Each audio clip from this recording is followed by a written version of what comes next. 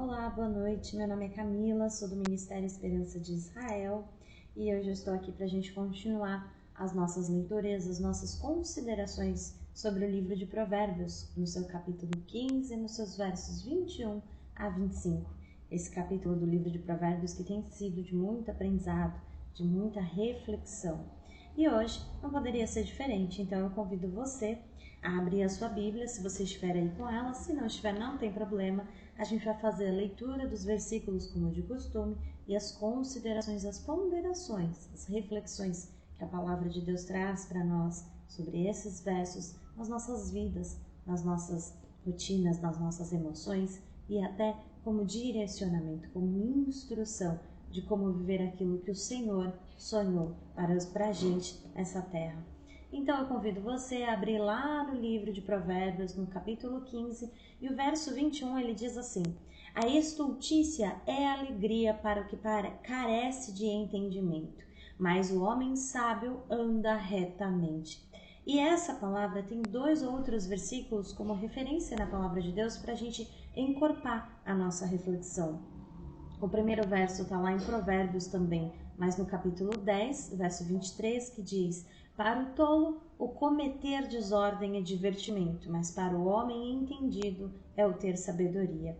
E no livro de Efésios, no capítulo 5, verso 15, que diz: portanto, vede prudentemente como andais, não como nécios, mas como sábios.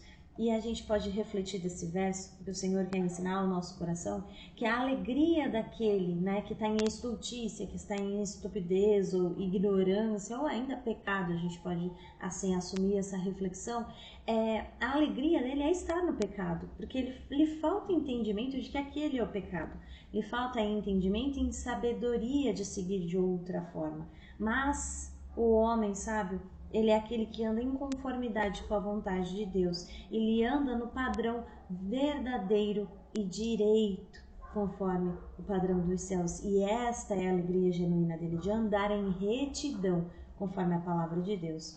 O versículo 22 diz assim: onde não há conselhos, os projetos saem vãos, mas com a multidão de conselheiros se firmarão. E o livro de Provérbios, ali no capítulo 11, versos 14, diz: não havendo sábios conselhos, o povo cai, mas na multidão de conselhos há segurança. E no livro de Provérbios, no capítulo 20, no verso 18, diz assim que cada pensamento se confirma com o conselho, e bons conselhos se faz a guerra. Veja, o livro de Provérbios ele sempre vai ressaltar para a gente a sensatez, o valor o valor realmente que tem, quando nós buscamos conselhos, principalmente dos sábios, ou buscamos conselhos do Senhor em tocante que tudo aquilo que nós fazemos, aos nossos planos, aos nossos propósitos. E essa é uma das maiores verdades. Quando nós buscamos conselho, o primeiro exercício que nós fazemos é de reconhecimento, de humildade, reconhecendo que nós não sabemos todas as coisas, que há o desejo, por exemplo, se for de um plano, de um propósito, de realizar alguma coisa, mas que o conhecimento profundo para fazer aquilo não está em nós. Então, a palavra de Deus, ela diz exatamente isso, que a multidão dos conselhos, ou seja, o exercício da humildade, do reconhecimento de que é necessário saber e conhecer mais para assim realizar, e muitas vezes consultar ao Senhor antes de executar, é aí que mora o verdadeiro crescimento, a verdadeira prosperidade dos planos. Porque aquele que não se aconselha, ele tem em si os seus projetos, os seus planos fracassados muitas vezes, porque ele segue conforme o seu próprio entendimento do que é necessário realizar.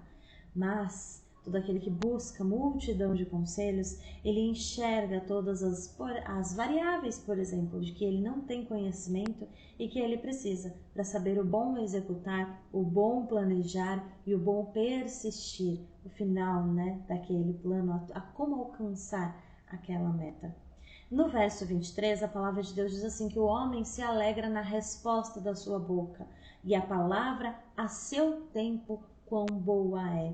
O livro de Provérbios, no capítulo 25, verso 11, diz pra gente que como maçãs de ouro em salvas de prata, assim é a palavra dita ao seu tempo. O livro de Provérbios reforça, o Senhor ele reforça pra gente verso, capítulo atrás de capítulo, sempre a importância da boa comunicação.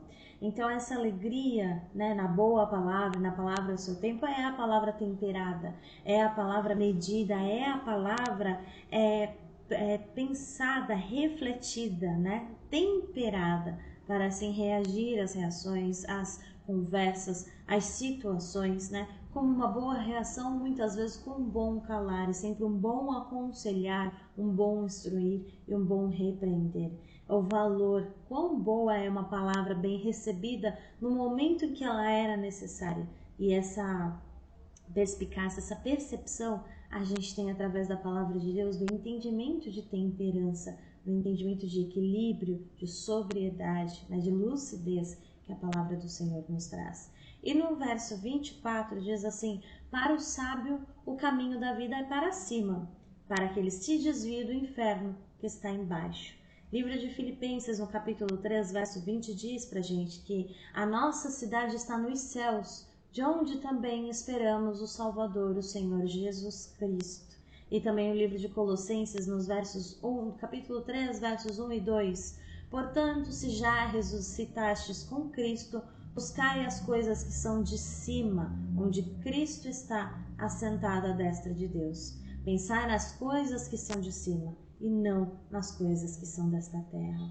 Porque quando nós nos preenchemos e nos alimentamos apenas das coisas que são da terra, nós não estamos nos preparando para viver na nossa vida, nós que cremos no Senhor Jesus e que cremos no sacrifício da cruz. Se nós nos alimentarmos apenas das coisas dessa terra, nós nos ocuparmos apenas com as coisas dessa terra, como nós nos prepararemos para uma vida com o Senhor? Sabendo que nós fomos chamados como nós estamos, mas de forma alguma nós estaremos com o Senhor Jesus da forma na qual nos encontramos. Nós precisamos da palavra de Deus para nos moldar, para nos purificar, para nos alinhar conforme os valores dos céus, para nos tornar assim cada vez mais parecidos com o Senhor Jesus Cristo, para assim nos ocuparmos dia após dia, né? Não só com a esperança, mas também com a prática dos valores da vida eterna com o Senhor. E no verso 25, a palavra de Deus diz assim: o Senhor arrancará a casa dos soberbos, mas firmará a herança da viúva. E o livro de Provérbios, mas no capítulo 12, verso 7, dá uma referência para a gente fazer uma reflexão melhor sobre esse verso. Ele diz assim que os ímpios, eles serão transtornados, eles não subsistirão, né? Mas a casa dos justos permanecerá. E Provérbios também, capítulo 14, que a gente viu antes, né? Mas no verso 11 diz: a casa dos ímpios se desfará, mas a tenda dos retos florescerá. Porque aquele que é soberbo, que se engrandece em si mesmo, ele não reconhece Deus. E esse, no momento oportuno, ele recebe a consequência de não crer em Deus. Ele colhe o resultado da sua semeadura, né? Ele realmente colhe. Mas esse trecho, firmará a herança da viúva, é que o Senhor é por todos aqueles que, sendo oprimidos, sendo considerados alvos fáceis, como por exemplo uma viúva. Para um soberbo, a viúva é um alvo fácil, é fácil tirar vantagem daquela que não tem ninguém por ela. Se a gente fosse exercitar o raciocínio, a reflexão, como era pensado na época, uma viúva era uma mulher já sem alguém que a pudesse suportar, já sem alguém que pudesse mantê-la, protegê-la, né? Sem alguém que pudesse ali nutri-la em todo o tempo. Era como se fosse uma pessoa desamparada.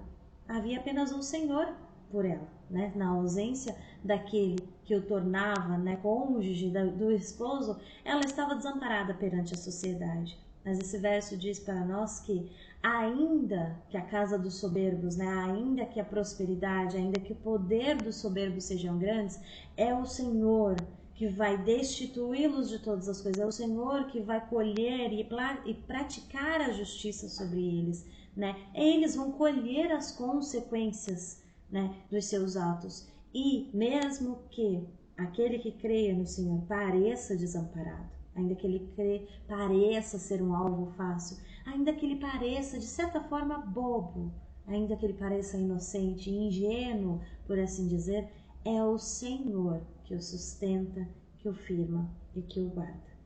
Essas são as reflexões dos versos de hoje. Eu agradeço a sua companhia até aqui E eu te peço, né? Eu peço ao Senhor e eu espero no Senhor que nós tenhamos a oportunidade na próxima quinta-feira, se assim Ele quiser, para nós continuarmos. E creio que até encerrarmos as nossas considerações do capítulo 15 do livro de Provérbios. Eu agradeço muito a tua companhia até aqui e que Deus te abençoe.